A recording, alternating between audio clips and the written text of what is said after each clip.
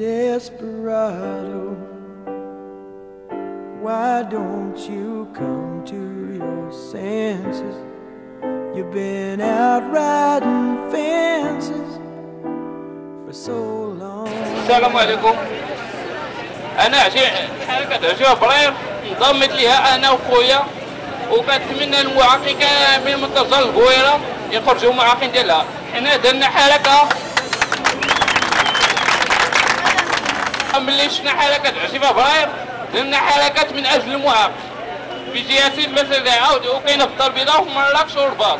مشينا عند الوالي جهة سيد مسدعة درنا احتجاج النهار الأول ما خرج لينا حتى شي مفعول، ونهار الثاني عاوتاني درنا ما خرج لينا حتى شي مفعول، وقلنا نديرو اعتصام امام جهات ولاية جهة مسدعة وما خرج لينا حتى واحد، وبايتين في العراء وبايتين في البرد الخارج قدام الولايات جهات مسدعة، وبتنا تما نهار كامل ما خرج لينا حتى واحد وما خرج لينا حتى واحد.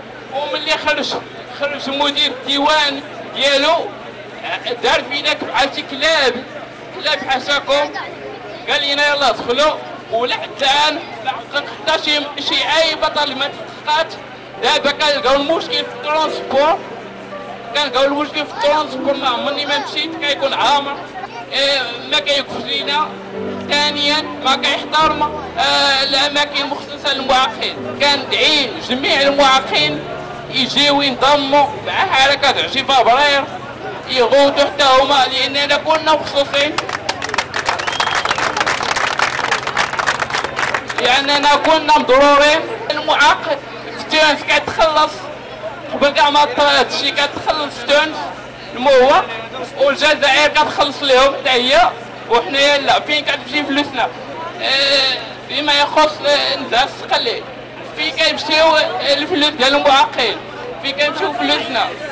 والله طرعينا بها، وانا ماريش نتفك معاهم، لانني انا عندي تاريخ مع البوليس ديال عيد ملول، والمسؤولين بغاو يتحداوني وهددوني ملي غادي يجي الملك.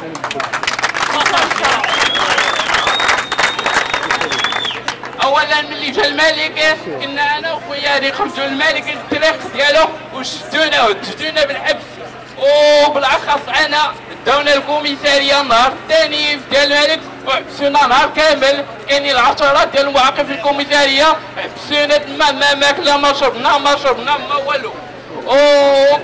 وكنقول وانا كنهضر كنقول لهم شي كلام ما يمكنش يتقال، ما يقولها لهم لا صحيح لا ضعيف، وانا كنقولها لهم، انا قلتها لهم انا ولا نتوما، وهددوني وقالوا لي نديو الحبس. نقولوا الوكيل الملك قلت لهم ديروا حتى النائب ديال الملك.